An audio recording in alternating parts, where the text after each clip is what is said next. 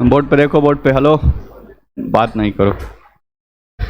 पीछे कल की क्लास में डिस्कस कर रहे थे हम दिल्ली सल्तनत, और दिल्ली सल्तनत के बारे में पढ़ रहे थे, गुलाम वंश के बारे में। गुलाम वंश की स्थापना किया था कुतुबुद्दीन ऐबक। उसके बाद से फिर कुछ दिन के लिए शासक बना था बहराम शाह, उसको हटा के फिर शासक बना इल्तुतमिश। इल्तुतमिश के मरने के बाद उसका एक पुत्र रुकनुद्दीन फिरोज शाह कुछ दिन के लिए शासक बना, बाद में उसको हटाकर शासक बनी कौन? रजिया सुल्तान 1236 ईस्वी में। तो 1236 ईस्वी में ही इल्तुतमिश की मृत्यु हुई थी और 1236 ईस्वी में ही रजिया सुल्तान सत्ता पे बैठी थी। और इसी बीच में कुछ दिन के लिए रुकनुद्दीन फिरोज शाह दिल्ली सल्तनत के सत्ता में आसीन हुआ था। यहाँ तक कोई दिक्कत परेशानी? कल तक ये डिस्कस हुआ था, ठीक है।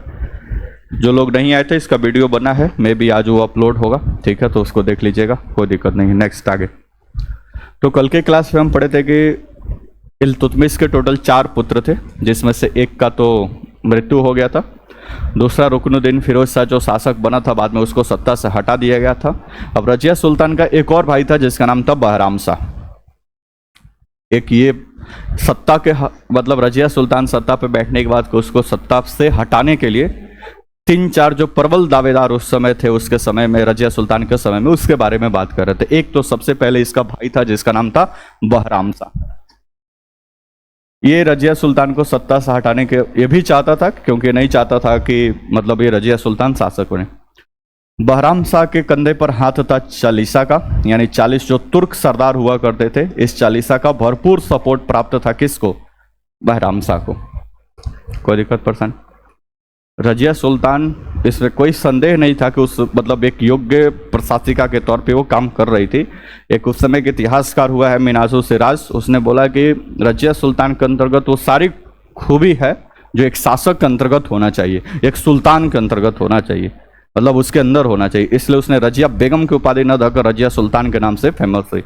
परंतु मिनाजू सिराज लिखता अपने इतिहास के किताब मतलब अपने विवरण में कि रजिया सुल्तान के तमाम खूबी होने के बावजूद उसकी एक सबसे नेगेटिव पॉइंट था जो उसको सत्ता से हटाने के लिए सब लोग बेचैन थे। उसका एक मतलब नेगेटिव पॉइंट था कि वो महिला थी।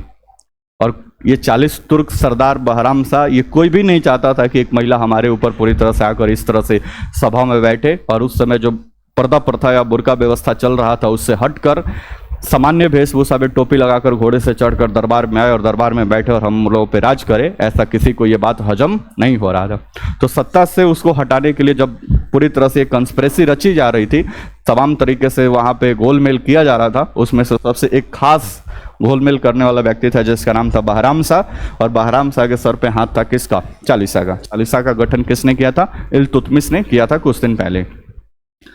उसी दिन बताए थे कि इल्तुतमिश के समय तो चालीसा का काफी महत्वपूर्ण योगदान था। उसके पूरे मतलब साम्राज्य के एक्सपेंस में इस चालीसा का एक महत्वपूर्ण योगदान था, क्योंकि ये 40 योग्य सरदार हुआ करते थे। उसके लड़ाई से लेकर बाकी प्रशासन सारी चीज़ों के सेटअप में इनका एक महत्वपूर्ण भूमिका रहा। लेकिन मृत्यु होने के बाद, जैसे पहले भी हमने बताया था कि इल्तुतमिश चाहता नहीं था कि उसका कोई पुत्र शासक बने। उसने अनाउंस किया था कि मरने के बाद से रजिया सुल्तान को शासक बनाया जाए, लेकिन उसके इच्छा के विरुद्ध तमाम जितने ये चालीसा के लोग थे, ये रुकनुद्दीन फिरोज शाह को सुल्तान क्या कर दिया?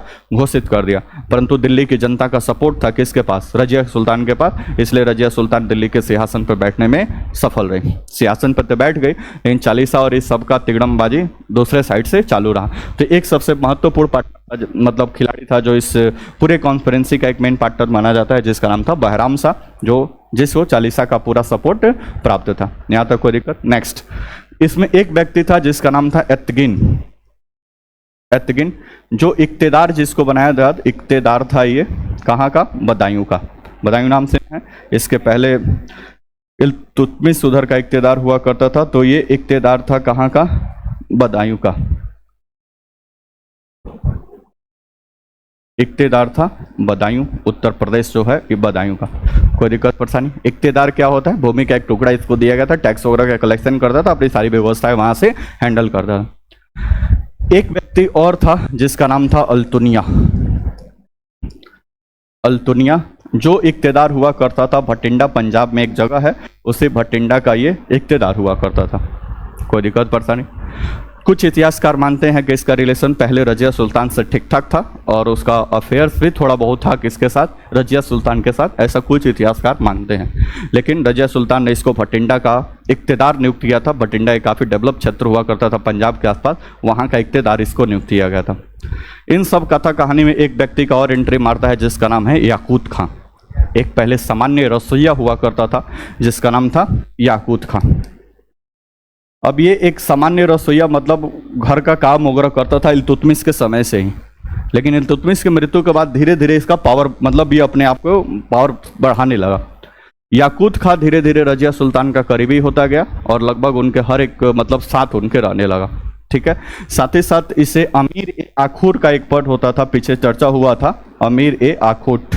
क्या था ये भाई, कोई बताएगा? घुड़सवालों का प्रधान। तो अमीर ए आखूट जो पूरे शाही अश्वशाला होता था, शाही घोड़ों का जो मतलब पूरा होता था, उसका देखरेख करता था। बाद में रजिया सुल्तान ने इसे अमीर ए आखूट का हेड बना दिया गया, बना दी, शाही अश्वशाला का प्रधान बना दी। ये सारा बात न तो तुर्क सरदारों को हजम हो रहा था, न तो अल्तुनिया को हजम हो रहा था, और न तो एल्तुगिन को हजम हो रहा था। बोलो ना जैसे। और सबसे व्यक्ति जो परेशान था उसका नाम था क्या? अल्तुनिया। बोले कि पहले इसका रिलेशन ठीक ठाक था, दूसरा का रिलेशन उसके साथ ठीक ठाक होगा तो फिर जाहिर सी बात है कि इसको थोड़ी सी परेशानी होगी। बोलो ना जैसे। बाद में इसके साथ रजिया सुल्तान का मतलब इसके साथ रजिया सुल्तान का अफेयर काफ़ी चर्चा में आने लगा। साथ ही साथ एक काम हुआ कि पहले क्या होता था, इल्तुतमिश के समय तक जितने टॉप मोस्ट पद थे उस पर सब तुर्क सरदारों को ही रखा जाता था। याकूत खान के कहने पर रजिया सुल्तान ने गैर तुर्कों को भी प्रशासन में या बड़े बड़े पदों पर लेना क्या कर दी, शुरुआत कर दी। इन सभी वजहों से और याकूत खां के वजह से मतलब ऐसा माना जाता है, और कंस्पिरेसी और आगे बढ़ी और सबसे पहले विद्रोह प्रारंभ किया कौन? अल्तुनिया, क्योंकि खासा पार्टनर तो पहले यही था। जैसे ही सारी बातें उसको पता चली 1240 ईस्वी के आसपास ही इसने भटिंडा में विद्रोह शुरू कर दिया। विद्रोह करके भटिंडा को स्वतंत्र राज्य घोषित कर दिया और अपने आप को स्वतंत्र शासक घोषित कर दिया। यहाँ तक कोई दिक्कत? इसके पहले क्या बताए थे, इक्ता और इक्तेदार तो ये तो सब उसके अंडर में ही रहते थे, लेकिन इसने अपने आप को स्वतंत्र शासक घोषित कर दिया और पंजाब की स्वतंत्रता की, भटिंडा की स्वतंत्रता की इसने क्या कर दी, घोषणा कर। जैसे ही ये बात रजिया सुल्तान को पता चली, याकूत खां को साथ में लिया और अल्तुनिया को कंट्रोल करने के लिए अपनी छोटी मोटी सेना के साथ ये पहुंचे लोग कहाँ पे, भटिंडा। छोटी मोटी फाइट हुई। छोटी मोटी फाइट में याकूत खां मारा गया, मतलब अल्तुनिया की सेना ने याकूत खां को मारने में सफल रही। याकूत खां मारा गया और रजिया सुल्तान को इसने क्या कर लिया, गिरफ्तार कर लिया। यहाँ तक कोई दिक्कत? तो याकूत खां की हत्या कर दी गई और रजिया सुल्तान को इसने गिरफ्तार कर लिया। ये बात जैसे ही दिल्ली पहुंची बहराम शाह के पास और चालीसा के पास, तो इनको लगा कि अब तो अल्तुनिया रजिया सुल्तान को भी नहीं छोड़ेगा भाई, क्योंकि धोखा भाई उसके साथ हुआ है तो कैसे छोड़ेगा, इसलिए उसकी भी हत्या कर ही देगा वो। ऐसा ये लोग मान बैठे, कौन? बहराम शाह और चालीसा के लोग। और जैसे 1240 ईस्वी में याकूत खां की मृत्यु होती है, रजिया सुल्तान गिरफ्तार होती है, उसके बाद से ये दिल्ली का अपने आप को शासक घोषित कर देता है और 1240 ईस्वी में बहराम शाह ने अपने आप को दिल्ली का शासक क्या कर दिया, घोषित कर दिया। यहाँ तक कोई दिक्कत? बोलो ना जी।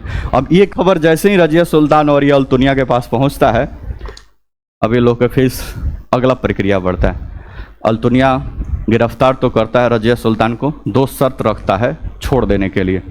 शर्त नंबर 1 कि दिल्ली की सत्ता हमारे हाथ में ट्रांसफ़र कर दी जाए, तो आपको यहाँ से बाइज्जत छोड़ दिया जाएगा, मतलब दिल्ली का सुल्तान कौन बन जाए, अल्तुनिया। दूसरा कि हमसे शादी कर लीजिए।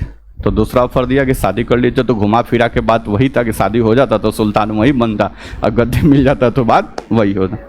तो घुमा फिरा के बात वही था। और दूसरी तरफ इधर तो पहले ही ये सोच लिए थे कि उसको हत्या कर देगा, लेकिन ऐसा हुआ नहीं भाई। ठीक है, तो हत्या नहीं हुआ। बाद में मतलब उसके हत्या नहीं किया रजिया सुल्तान का, बाद में दोनों ने क्या कर लिया, शादी कर दी। अल्तुनिया और रजिया सुल्तान की 1240 ईस्वी में ही शादी हो गई। यहाँ तो कोई दिक्कत परेशान? शादी होने के बाद फिर उन्होंने प्लान किया कि भाई शादी करके बाद आगे भी तो फिर दिल्ली में जाना है भाई, दिल्ली का सिंहासन इधर बहराम साहब ने आपको अनाउंस तो कर ही लिया है कि ये पूरी तरह से दिल्ली सल्तनत का क्या है, शासक। फिर वो अपनी सेना के साथ दिल्ली की तरफ पहुंचते हैं। तब तक हरियाणा के कैथल में इनका, जहाँ पे रात्रि विश्राम होता है हरियाणा के कैथल में, जहाँ पे ये लोग रात को रुकते हैं ठहरने के लिए, वहीं पे चालीसा के सरदार या उसके गुंडे वहाँ पे जाते हैं। अल्तुनिया और रजिया सुल्तान के पकड़ कर दोनों की हत्या कर देते हैं और दोनों की कहानी 1240 ईस्वी में ही फिनिश हो जाती है और बहराम शाह शासक बने रहता है। कोई दिक्कत परेशान। तो ये 4 साल के कंस्पिरेसी के अंतर्गत मतलब ज़्यादा शासन करने का, युद्ध करने का तो मौका नहीं मिला। 4 साल इस सबको ठीक करने में ही समय बीत गया और अंततः 1240 ईस्वी में रजिया सुल्तान की मृत्यु होती है। और इसके बाद भारत की सत्ता पर कोई भी महिला शासिका, चाहे मतलब किसी और धर्म से भी कोई भी नहीं बना है। सब लोग मतलब काम करते थे। अकबर के समय भी वो दाई जो भी थे वो पर्दे के पीछे से काम करते थे, ऐसे सिंहासन पे बैठकर कोई प्रत्यक्ष रूप से कार्य नहीं किया। ठीक है, तो ये 4 साल का रजिया सुल्तान की पूरी कहानी थी। लिखिए फटाफट 3-4 लाइन लिखे थे कुछ बात कल। नेक्स्ट आगे लिखिए।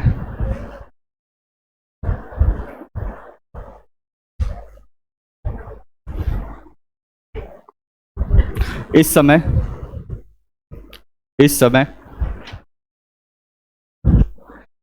एतकिन, अच्छा 1 मिनट, इस समय मत लिखिए, इसको पहले तीनों लिख लीजिए। एतगिन इक्तेदार था बदायूं का, एल्तुनिया इक्तेदार था भटिंडा का, याकूत खां अमीर याकूत के पद पे आसीन था। पहले ये तीनों लाइन नीचे लिख लीजिए।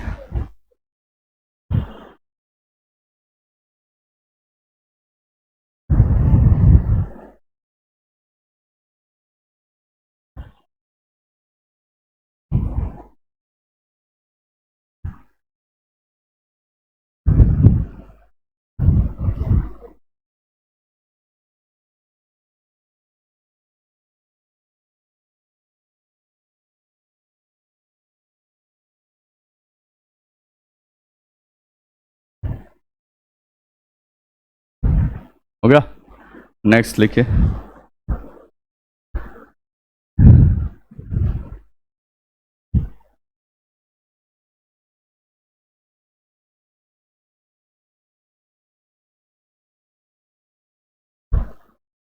नेक्स्ट लिखिए आगे।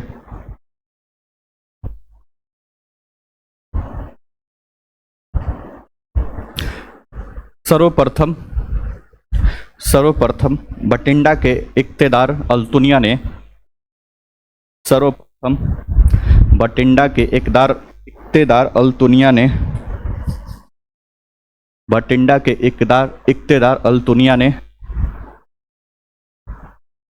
विद्रोह कर अपने आप को स्वतंत्र घोषित कर लिया। बटिंडा के इक्तेदार अल्तुनिया ने विद्रोह कर, तुम एकदम कॉपी के एकदम ऊपर से पकड़ के लिख रहे हो, कुछ भी चीज उसमें अपडेट करना होगा तो कहाँ लिखोगे? आजू बाजू थोड़ा जगह रहेगा तब ना, बीच में कभी प्रीवियस ईयर क्वेश्चन लगाओगे, कुछ क्वेश्चन आ गया तो उसमें एडजस्ट कर लोगे। एकदम ऊपर से पकड़ के लिख रहे हो,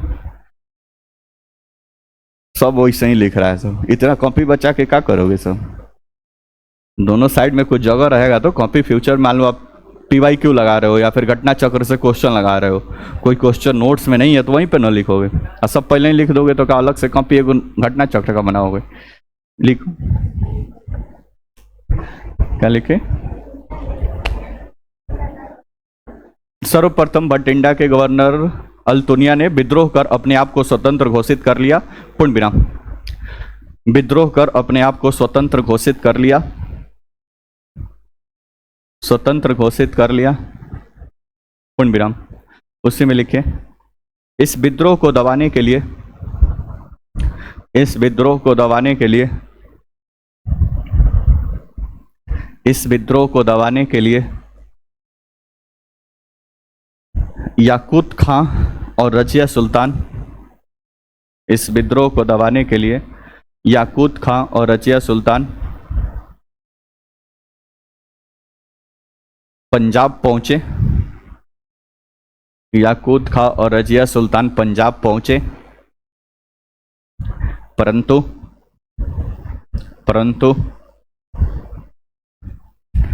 अल्तुनिया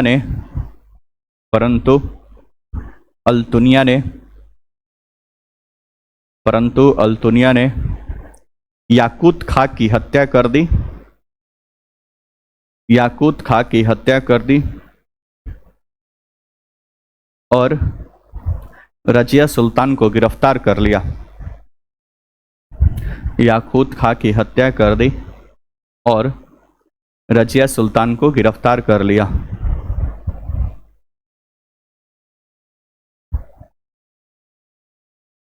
गिरफ्तार कर लिया।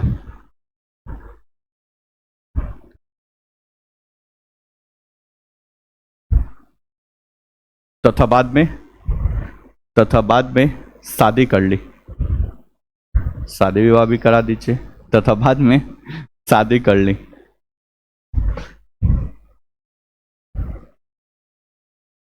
अगला पॉइंट लिखिए, इसी बीच रजिया सुल्तान के भाई बहराम शाह ने,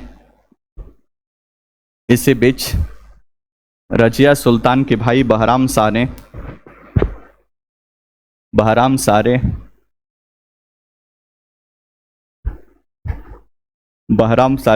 चालीसा के सहयोग से,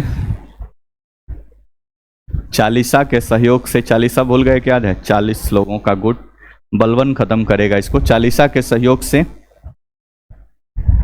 दिल्ली पर कब्जा कर लिया, चालीसा के सहयोग से दिल्ली पर कब्जा कर लिया,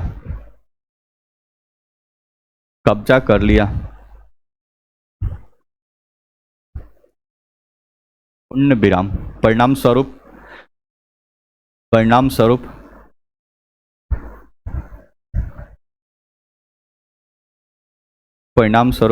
भटिंडा से दिल्ली आते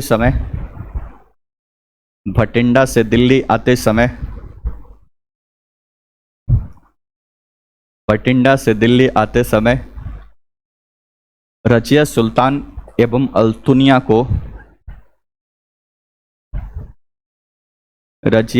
भटिंडा से दिल्ली आते समय रजिया सुल्तान एवं अल्तुनिया को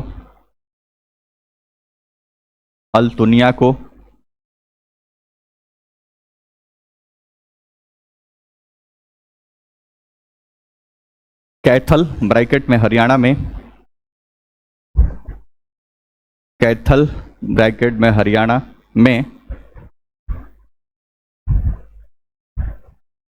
में तुर्क सरदारों द्वारा हत्या कर दी गई।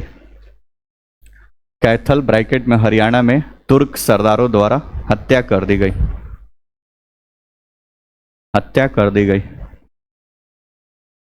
पूर्ण विराम। लास्ट पॉइंट लिखिए, रजिया सुल्तान का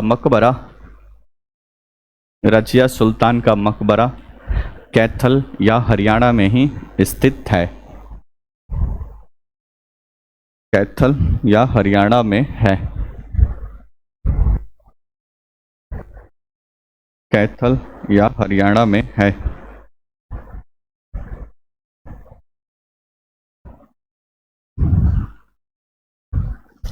कोई दिक्कत?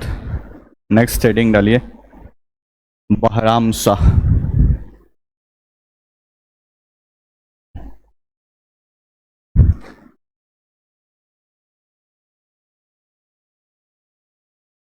बहराम शाह 1240 से 1242 ईस्वी, ज़्यादा दिन तक ये नहीं रहेगा।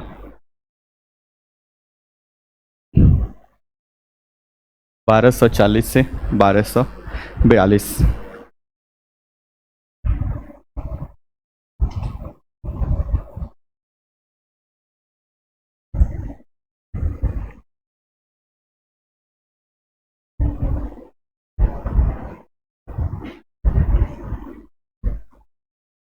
अगला पॉइंट डैश देख लिखिए,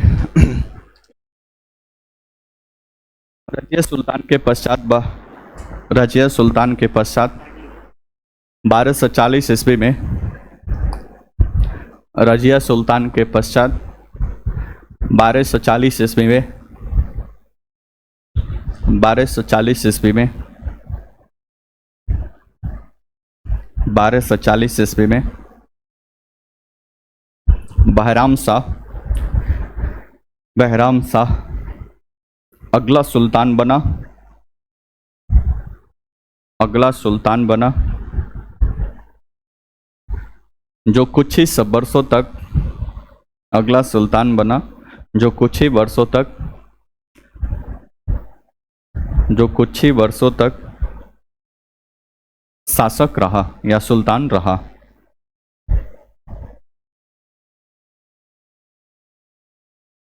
पूर्ण विराम। अगला पॉइंट लिखिए, बहराम शाह नाम मात्र का सुल्तान था, बहराम शाह नाम मात्र का सुल्तान था, नाम मात्र का सुल्तान था तथा राज्य की वास्तविक शक्ति का संचालन किसके द्वारा? चालीसा द्वारा होता था।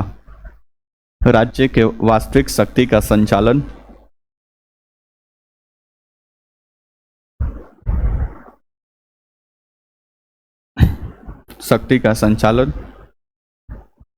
चालीसा द्वारा होता था।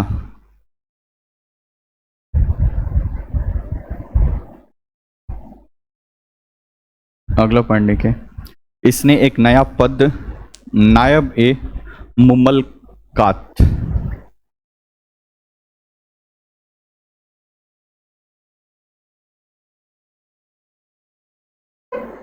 इसने एक नया पद ब्रैकेट में संरक्षक बॉडीगार्ड, इसने एक नया पद नायब ए मुमलकात ब्रैकेट में संरक्षक का गठन किया।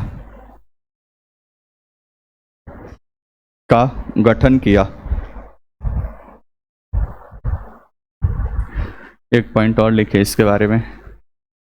1241 ईस्वी में 1241 ईस्वी में दिल्ली 1241 ईस्वी में प्रथम मंगोल आक्रमण इसी के समय हुआ। 1241 ईस्वी में प्रथम मंगोल आक्रमण इसी के समय हुआ। 1241 ईस्वी में प्रथम मंगोल आक्रमण इसी के समय हुआ। कल पढ़े थे ना, मंगोलों का आक्रमण इल्तुतमिश के समय में भी हुआ था, लेकिन वो सिंध से ही वापस चला गया था और भारत की तरफ नहीं बढ़ा था। तो क्वेश्चन एग्जाम में कई बार पूछा हुआ है, पहला सफल आक्रमण मतलब दिल्ली सल्तनत के सीमा में प्रवेश किया था, तो इसी के समय लाहौर पे आक्रमण किया था, पूरी तरह से लाहौर में वहां पे नष्ट कर दिया था, लाहौर पे अधिकार। लिख लीजिए, आक्रमण किया गया था और लाहौर को नष्ट किया गया, और लाहौर को नष्ट किया गया। लाहौर को नष्ट किया गया।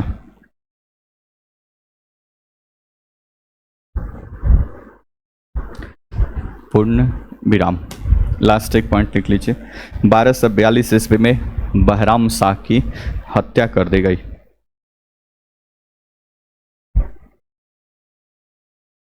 बहराम शाह की हत्या कर दी गई।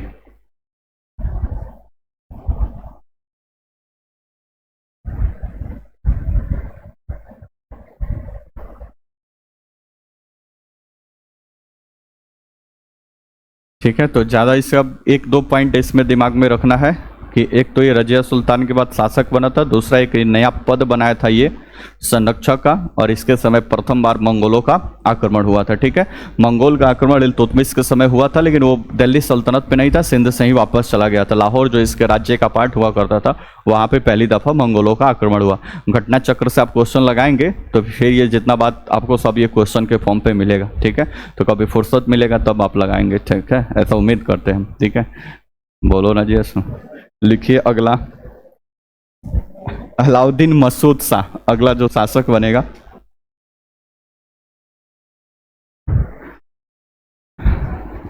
मसूद शाह लिख दीजिए, कहा अलाउद्दीन लिखिएगा, मसूद शाह 1242 से 46 ईस्वी। रुकनुद्दीन फिरोज का ये पुत्र था। रुकनुद्दीन फिरोज याद है कि भूल गए? याद है तो लिखिए, रुकनुद्दीन का पुत्र था तथा बहराम शाह का भतीजा था। बहराम इसी का भाई था, बहराम शाह का भतीजा था। लिख लीजिए, इसको लिखिए, बहराम शाह का भतीजा था।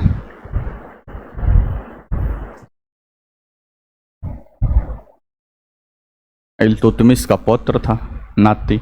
ठीक है, उतना मत लिखिए, आधार कार्ड थोड़े ना इसका बनवाना है, कितना डिटेल। लिखिए आगे, एक पॉइंट लिखिए, मसूद शाह। अच्छा, ये जितने लोग शासक बन रहे हैं ना, सब किंग मेकर कौन है? चालीसा के लोग ही अपने से तिगड़मबाजी करके एक को हत्या कर रहे हैं, दूसरे को शासक की सब पॉइंट। ठीक है, लिखिए, मसूद शाह एक दुर्बल और एवं अयोग्य व्यक्ति था। मसूद शाह एक दुर्बल एवं अयोग्य शासक था या व्यक्ति था? दुर्बल एवं अयोग्य शासक था।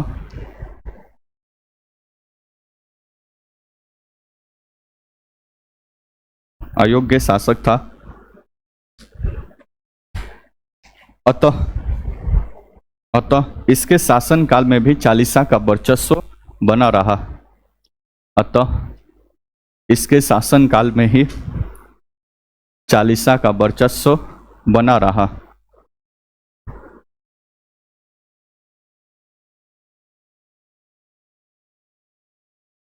अगला पॉइंट, इसके समय में पुनः मंगोलों का आक्रमण हुआ। इसके समय में पुनः मंगोलों का आक्रमण हुआ। मंगोलों का आक्रमण हुआ। आक्रमण हुआ जिसे बलबन ने विफल कर दिया। एक महान नमूना आ गया बलबन, जिसे बलबन ने विफल कर दिया।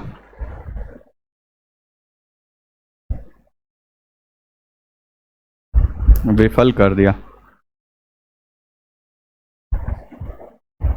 अगला पॉइंट लिखिए, बलबन ने षड्यंत्र कर, षड्यंत्र समझ रहे हैं ना, तिगड़मबाजी कर, लिखिए बलबन ने षड्यंत्र कर 1246 में 1246 में मसूद शाह को गद्दी से हटाकर उसकी हत्या करवा दी। 1246 में मसूद शाह को गद्दे से हटाकर उसकी हत्या करवा दी।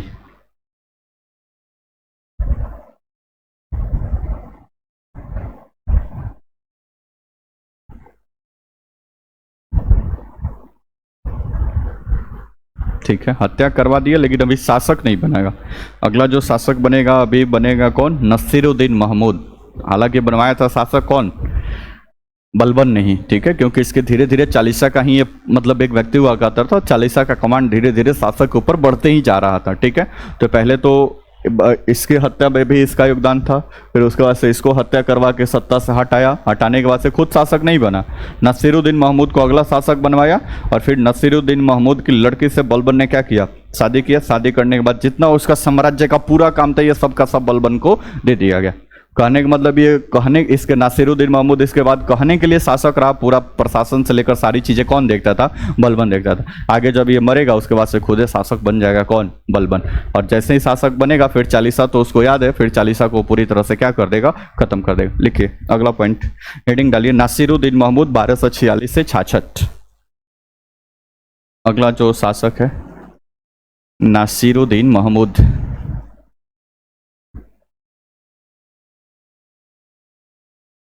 नासिरुद्दीन महमूद 1246 से 66 ईस्वी। दो तीन पॉइंट इसमें भी इंपॉर्टेंट है, लिखिए। यह बलबन की सहायता से शासक बना या सुल्तान बना? या बलबन की सहायता से सुल्तान बना? सुल्तान बना। अतः इसने अपना वजीर, वजीर मतलब सैन्य प्रधान सामान्यतः होता था, इसने अपना वजीर बलबन को नियुक्त किया या बनाया। इसने अपना वजीर बलबन को बनाया। लिखे हैं बोर्ड पे, वजीर बलबन को बनाया और अपनी सारी शक्ति बलबन को सौंप दी। है भाई, तुम फिर ऊपर से ही लिख रहे हो जी, अगले पेज में भी छोड़ दो, भूल गया का फिर? अच्छा नीचे छोड़ा, नहीं ऊपर भी थोड़ा सा छोड़ दो ना। ठीक है, लिखो क्या लिखो भाई? अपनी सारी शक्ति बलबन को सौंप दी। इसने अपनी सारी शक्ति बलबन को सौंप दी, पूर्ण विराम। अगला पॉइंट लिखिए, इसने ही बलबन को उल्लुग खां की उपाधि दी थी। इसने ही बलबन को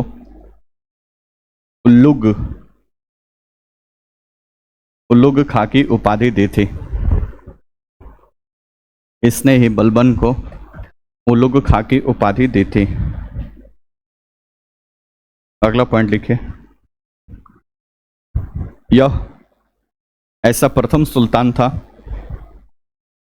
यह ऐसा प्रथम सुल्तान था, प्रथम सुल्तान था जो टोपी सिलकर खुद पहनता था, क्योंकि सत्ता का सारा काम तो बलबन कर रहा था, दूसरा काम नहीं था, तो टोपी सिलता था, पहनता था। लिखिए, यह पहला सुल्तान था जो अपना टोपी सिलकर खुद पहनता था। क्वेश्चन पूछा हुआ भाई, हंसिए मत आप, ठीक है, कि कौन ऐसा दिल्ली सल्तनत का सुल्तान था अपना टोपी खुद सिलता था, टोपी सिलकर खुद पहनता था। पूर्ण विराम। अगला पॉइंट लिखिए, 1266 ईस्वी में इसकी मृत्यु हो गई, 1266 ईस्वी में इसकी मृत्यु हो गई।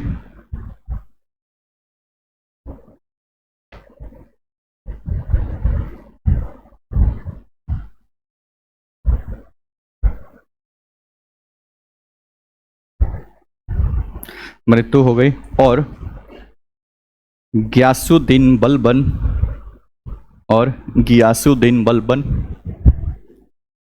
अगला सुल्तान बना।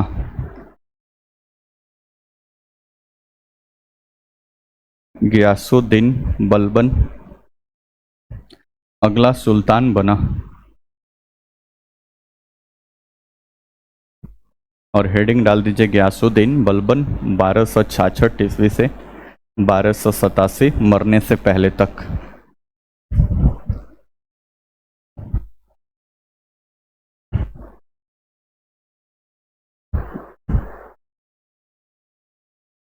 लिखिए हेडिंग, गियासुद्दीन बलबन 1266 से 1287।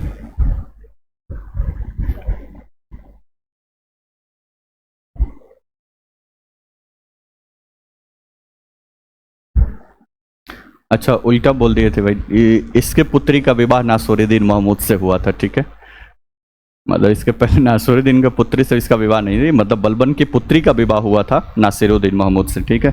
असुविधा के लिए खेद है, तो दिमाग में उसको डिलीट करके इस बात को रख लीजिएगा। लिखिए आगे, बलबन के बारे में लिखिए, यह इलवरी तुर्क जाति का था। पहले थोड़ा सा फैक्ट इसके बारे में लिखिए, यह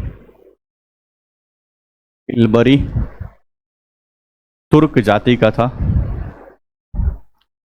इलवरी तुर्क जाति का था।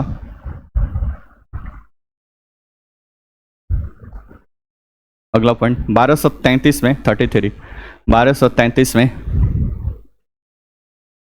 1233 में इसे इल्तुतमिश ने खरीदा था। 1233 में इसे इल्तुतमिश ने खरीदा था,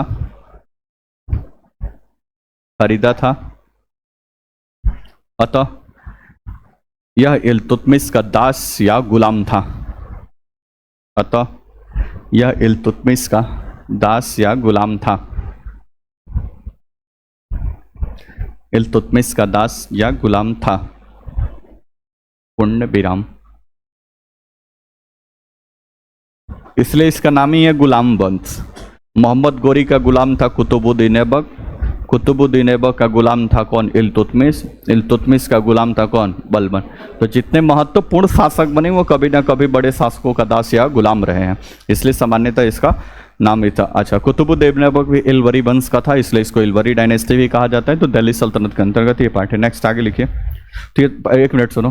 तो पहले तो ये दास या गुलाम हुआ करता था, धीरे धीरे अपने योग्यता के बल पे इल्तुतमिश का जब दल चालीसा बना तो दल चालीसा के एक मेंबर के तौर पे इसको भी नियुक्त किया गया था। मतलब इल्तुतमिश के समय से ही दल चालीसा का ये एक मेंबर हुआ करता था, ठीक है।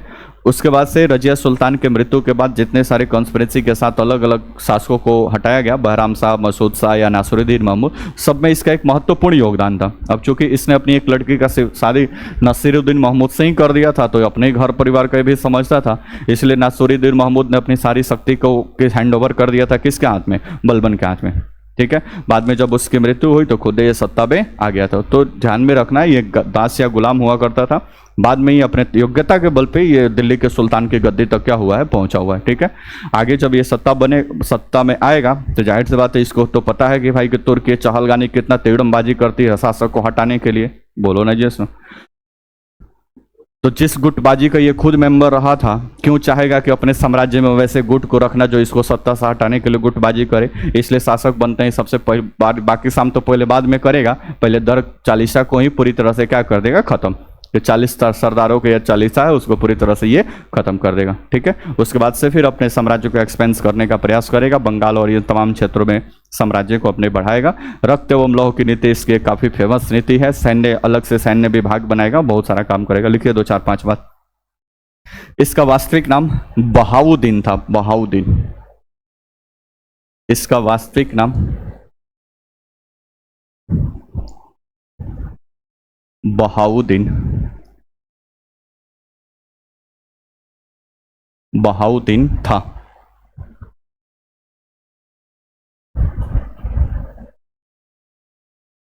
अगला पॉइंट देखिए, साम्राज्य के खिलाफ कोई षड्यंत्र न करे, साम्राज्य के खिलाफ कोई षड्यंत्र न करे,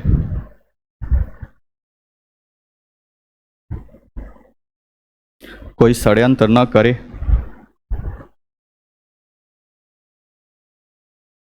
इसलिए शासक बनने के पश्चात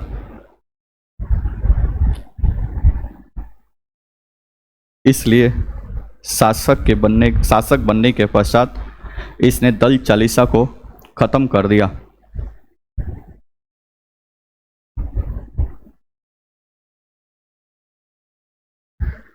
दल चालीसा को खत्म कर दिया।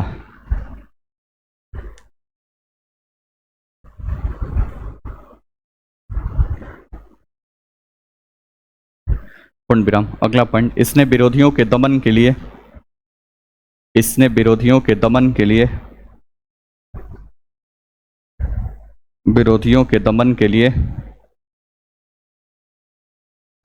लौह एवं रक्त की नीति अपनाई।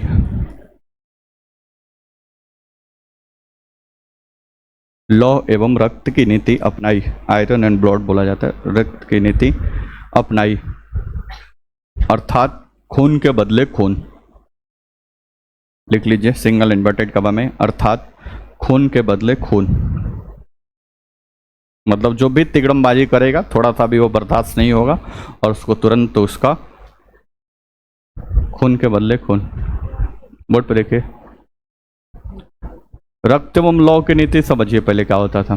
ठीक है, जैसे मान लो कि कोई लिबरल शासक है, उसके साम्राज्य के खिलाफ कोई विद्रोह हुआ तो उसको ज़्यादा सीरियस नहीं लेगा और उसको कंट्रोल। इसके समय में ऐसा नहीं था, कोई भी छोटा मोटा भी विद्रोह होता था पूरी अपनी सेना भेजकर पूरा उसका ऐसे का तैसे करके पूरे उसको क्या करता था, कंट्रोल करता था। ठीक है, तो कोई भी डिस्टर्बेंस ना हो साम्राज्य में, इसलिए नीति अपनाया गया। सबसे पहले आगे चलकर बिस्मार्क जर्मनी के एकीकरण का सबसे बड़ा हेड था, उसने भी ये रक्त एवं लौह की नीति अपनाई थी। फिर आधुनिक भारत में अब पढ़ेंगे, आज़ादी के बाद से सरदार वल्लभ भाई पटेल सभी देशी रियासतों को भारत में मिलाने के लिए रक्त एवं लौह की नीति अपनाई थी। जो प्रेम से मानेंगे तो ठीक है, अदरवाइज भारत के एकीकरण करने के लिए जो भी देशी रियासत नहीं माने उनके ऊपर सैनिक कार्रवाई करके उनको भारत में मिलाया गया। ठीक है, तो 1947 के बाद जब देश आजाद हुआ तो देशी रियासतों को भारत में मिलाने के लिए सरदार पटेल ने इस नीति को अपनाया था। यहाँ तो कोई दिक्कत। अगला पॉइंट लिखिए, इसके द्वारा ही सिजदा सजदा नहीं सिजदा, इसके द्वारा सिजदा ब्रैकेट में घुटने के बल झुकना, ब्रैकेट में घुटने के बल झुकना,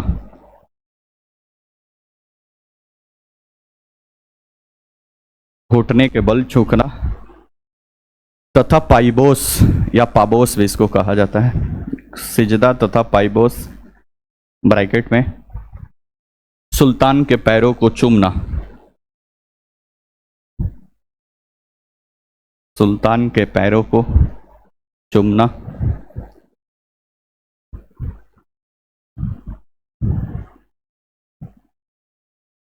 ब्रैकेट बंद, प्रथा की शुरुआत की,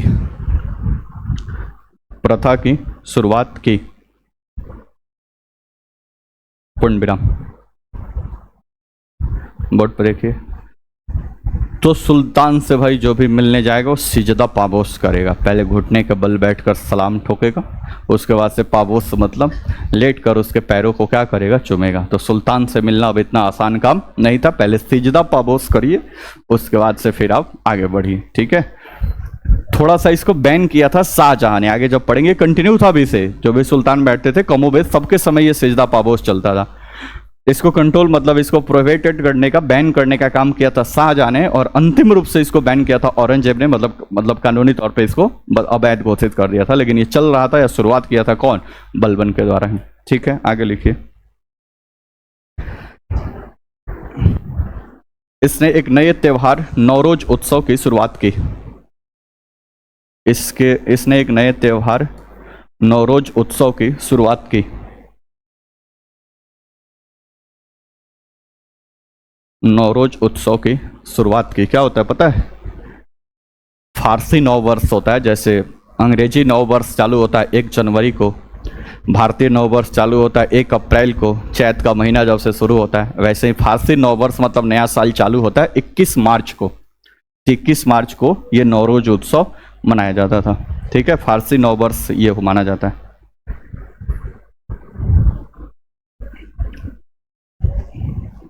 टूट गया बगल में से देखो, फारसी नव वर्ष की नौरोज उत्सव की शुरुआत। अब ये कंटिन्यू चलेगा, यहाँ से इसने शुरुआत कर दी आगे औरंगजेब के समय, क्योंकि औरंगजेब तो थोड़ा एक अलग दिमाग का व्यक्ति था भाई, वो शादी समारोह डीजे वो जैसे उसको ज़्यादा पसंद नहीं था, जितना उत्सव समारोह फला डिमका जितना होता था सबको उसने बंद करवा दिया था, ठीक है। तो इसके औरंगजेब के समय यहाँ से ये चलता रहेगा, औरंगजेब के समय ये नौरोज उत्सव क्या होगा, बंद होगा। नौरोज उत्सव के समय ही वो हुमायूं का कहानी में पढ़ेंगे, हुमायूं नहीं कि जहांगीर, अकबर के बाद से जहांगीर की जो एक बेगम थी नौरोज उत्सव में देखा था, बाद में उसको शादी हुआ, तो इसका आगे भी रेफरेंस आते रहेगा। नीचे लिखिए आगे अगला, एक लाइन उसी में ऐड कर लीजिए, नौरोज उत्सव को औरंगजेब ने प्रतिबंधित किया था। नौरोज उत्सव को औरंगजेब ने प्रतिबंधित किया था।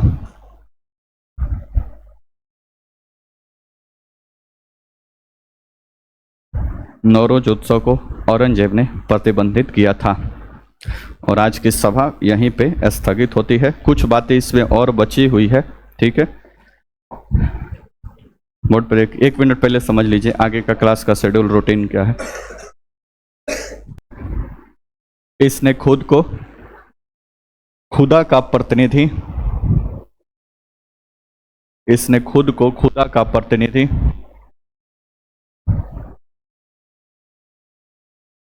खुदा का प्रतिनिधि, खुदा का प्रतिनिधि कहता था, खुद को खुदा का प्रतिनिधि कहता था। अतः इसने नियाबत ए खुदाई की उपाधि धारण की थी। अतः इसने नियाबत ए खुदाई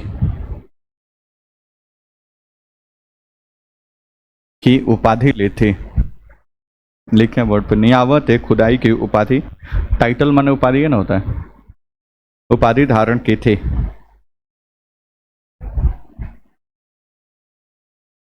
अगला पॉइंट लिखिए,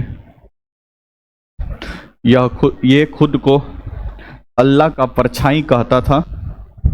ये खुद को अल्लाह का परछाई कहता था।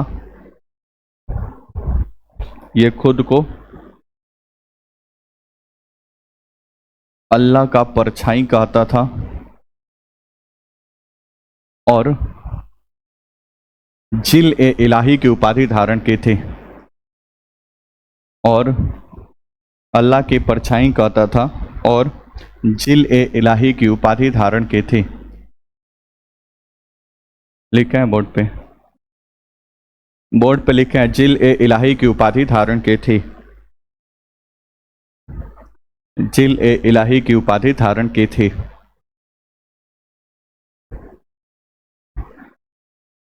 अगला पॉइंट देखिए, अगला पॉइंट, इसने वित्त विभाग की स्थापना की। इसने वित्त विभाग की स्थापना की, वित्त विभाग की स्थापना की, जिसे दीवान ए विजारत कहा जाता था।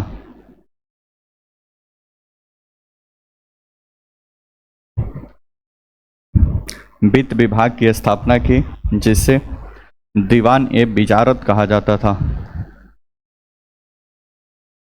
वित्त विभाग की स्थापना की, जिसे दीवान ए विजारत कहा जाता था। अगला पॉइंट, इसने सैन्य विभाग की स्थापना की, इसने सैन्य विभाग की स्थापना की, सैन्य विभाग की स्थापना की, जिसे जिसे दीवान ए अर्ज या दीवान ए आरिज, सैन्य विभाग की स्थापना की, जिसे दीवान ए अर्ज या आरिज कहा जाता था, जिसे दीवान ए अर्ज या आरिज कहा जाता था।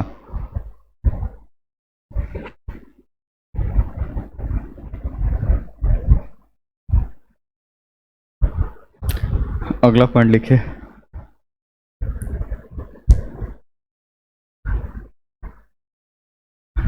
बारह सौ सतासी ईस्वी में 1287 ईस्वी में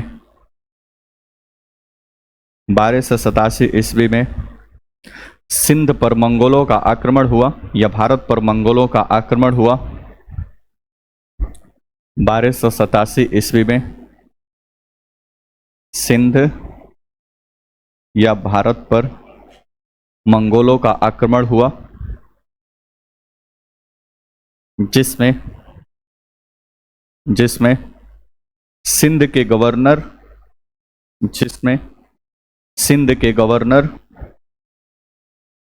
सिंध का गवर्नर ब्रैकेट में बलबन का बड़ा पुत्र, सिंध का गवर्नर ब्रैकेट में बलबन का बड़ा पुत्र, थोड़ा उसको बोलो से लिस्ट,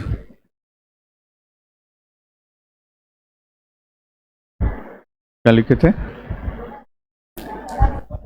बलबन का बड़ा पुत्र शहजादा मोहम्मद की मृत्यु हो गई। बलबन का बड़ा पुत्र शहजादा मोहम्मद की मृत्यु हो गई। शहजादा मोहम्मद की मृत्यु हो गई। पूर्ण विराम। उससे में लिखे पुत्र वियोग में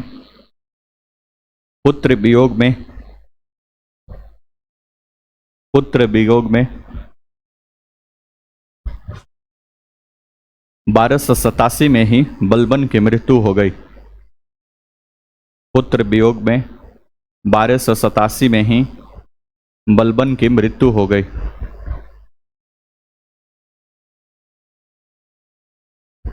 बलबन की मृत्यु हो गई। पूर्ण विराम। इसका कब्र दिल्ली में स्थित है। इसका कब्र दिल्ली में स्थित है। किसका? बलबन का।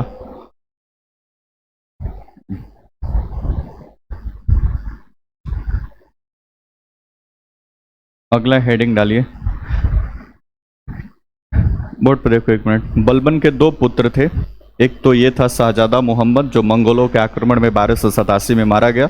मंगोल आक्रमण जो हमेशा से पहले भी चर्चा में रहा है। सबसे पहले इल्तुतमिश के समय मंगोल आक्रमण जिसका नाम था चंगेज का, उसका अटैक हुआ था। उसके बाद से, हालांकि वो भारत पर अटैक नहीं माना जाता है क्योंकि उसने उसको शरण देने से मना कर दिया, इसलिए वापस से वहाँ से चंगेज का चला गया था। आगे दूसरे किसी के कार्यकाल में अटैक माना जाता है। तो लगातार मंगोलों का आक्रमण भारत पे जारी रहा है। तो इसके समय 1287 सिंध पे भी मंगोलों का आक्रमण हुआ, जिसमें इस सिंध का गवर्नर हुआ करता था इक्तेदार, इसका बड़ा पुत्र जिसका नाम था शहजादा मोहम्मद। मंगोलों के आक्रमण को संभालते समय इसकी मृत्यु हो गई। इसकी खबर जब बलबन के पास पहुंची तो ऐसा माना जाता है कि उसके वियोग में इसकी भी क्या हो गई? मृत्यु हो गई। बलबन का एक दूसरा पुत्र था जिसका नाम था बुगारा खां। ठीक है, तो अब बलबन की मृत्यु 1287 ईस्वी में हो गई। तो उसके बाद से बुगारा खां तो शासक नहीं बना क्योंकि इसका एज थोड़ा सा ज्यादा हो गया था। बुगारा खां का पुत्र था, इसी का पुत्र था जिसका नाम था कैकुवाद। ठीक है, तो अगला जो शासक बनेगा 1287 में उसका नाम होगा कैकुबाद। तो हेडिंग आप डाल दीजिए कैकुबाद 1287 से 1290।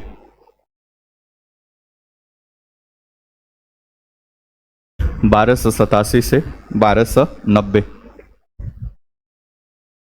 ब्रैकेट में लिख सकते हैं बुगारा खां का पुत्र, मतलब ये था।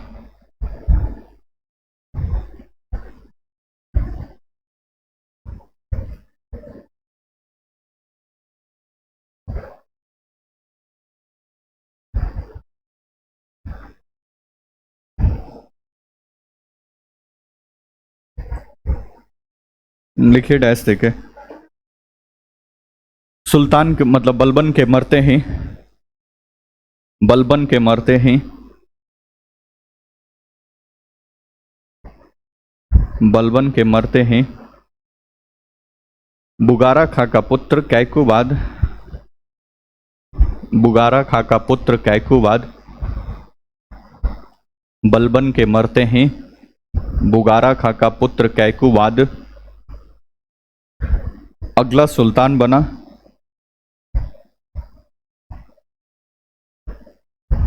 अगला सुल्तान बना।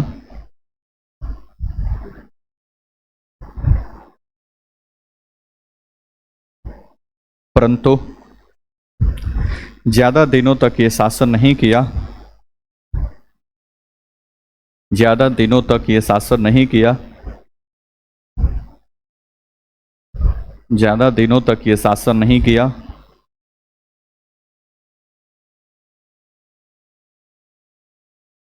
पूर्ण विराम। अगला पॉइंट देखिए, इसके पश्चात 1290 ईस्वी में, इसके पश्चात 1290 ईस्वी में, 1290 ईस्वी में कैमूर्स शासक बना, कैमूर्स शासक बना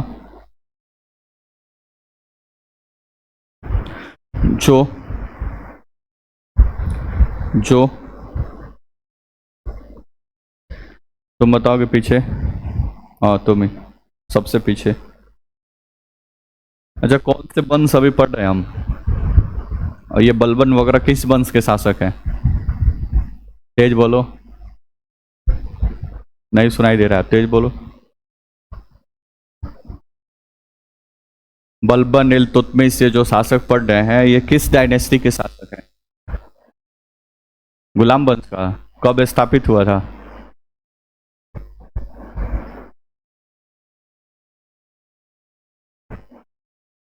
1206 में। कौन था संस्थापक इसका?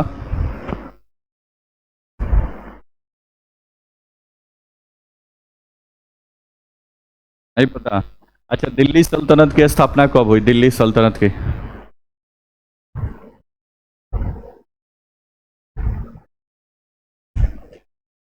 मतलब दिल्ली सल्तनत कब से कब तक रहा भारत में?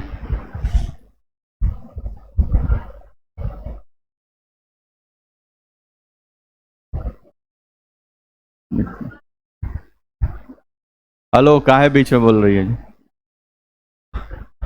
भाई तो पढ़ा करो घर पे थोड़ा। तुम बताओ जी बगल में। अच्छा जी, सारी है तो पीछे 3-4 को क्लास छूट गया, कैसे नोट नोट कर लेना किसी से कॉपी लेकर। तुम बताओ जी आगे। हाँ, नहीं तुम बैठ जाओ। बताओ दिल्ली सल्तनत कब से कब तक था? 1526। ये सब ये पढ़ रहे अभी कौन सा वंश है? गुलाम वंश। इसके बाद कौन सा वंश आएगा? हेलो, बीच में नहीं बोलो। मुगल वंश। गुलाम कौन? गुलाम वंश के बाद से कौन सा वंश आएगा? खिलजी वंश। और उसके बाद तुगलक वंश। तो टैब थोड़ा दे दो। तुगलक वंश। सबसे लास्ट में कौन वंश आएगा? ठीक है, तुम बैठो बगल में। बताओ जी बगल में, गुलाम वंश की स्थापना कब हुई थी? 1206 में। कौन किया था? कुतुबुद्दीन ऐबक। कुतुबुद्दीन ऐबक कौन था? ये बता दोगी तो समझ जाए कुछ पढ़ाई वढ़ाई चल रहा है। मतलब वो कहाँ से आया था, कौन था?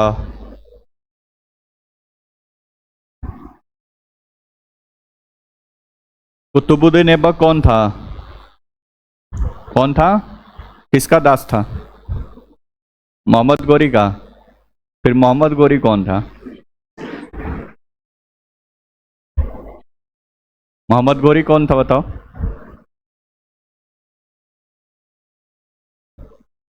गोरी वंश का शासक था। गोरी वंश कहाँ था? तो अफगानिस्तान में, जो गजनी वंश को समाप्त करके स्थापित हुआ था भाई। तो नेक्स्ट आगे लिखिए। इसके पश्चात कैमूर शासक बना जो मात्र एक मिनट, जो मात्र 3 महीनों तक ही सुल्तान रहा, जो मात्र 3 महीनों तक ही सुल्तान रहा और गुलाम वंश का अंतिम शासक था। और गुलाम वंश का अंतिम शासक था।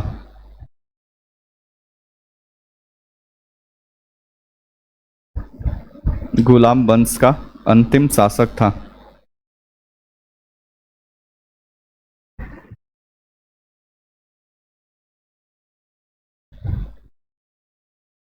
तुम बताओ चलो। हाँ, कहाँ जा रहा है जी? तुम बैठो, तुम कहाँ खड़ा हो? रजिया सुल्तान का नाम सुना है? कब शासक बनी थी?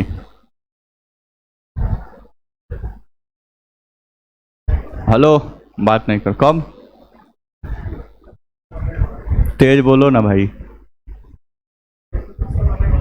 अरे उसको बस टाइम पीरियड पूछ रहे हैं, मतलब कब से कब तक। अच्छा, इल्तुतमिश कब शासक बना बताओ, टाइम बताओ, सन।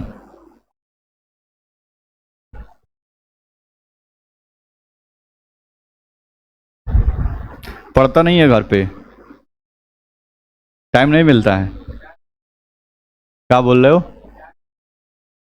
अच्छा, टाइम नहीं याद आ रहा है। किसके बाद शासक बना था याद आ रहा है? इल्तुतमिश। हाँ, उसके बाद एक और बना था, उसके बाद ये बना था। अच्छा, चालीसा का नाम सुने हो? चालीसा कौन बनाया था इसको? इल्तुतमिश। खत्म कौन किया था? ठीक है भाई, एनसीईआरटी पढ़ लिए। नेक्स्ट आगे लिखिए, खिलजी वंश। ये खत्म हो गया तो उसके बाद आया खिलजी डायनेस्टी।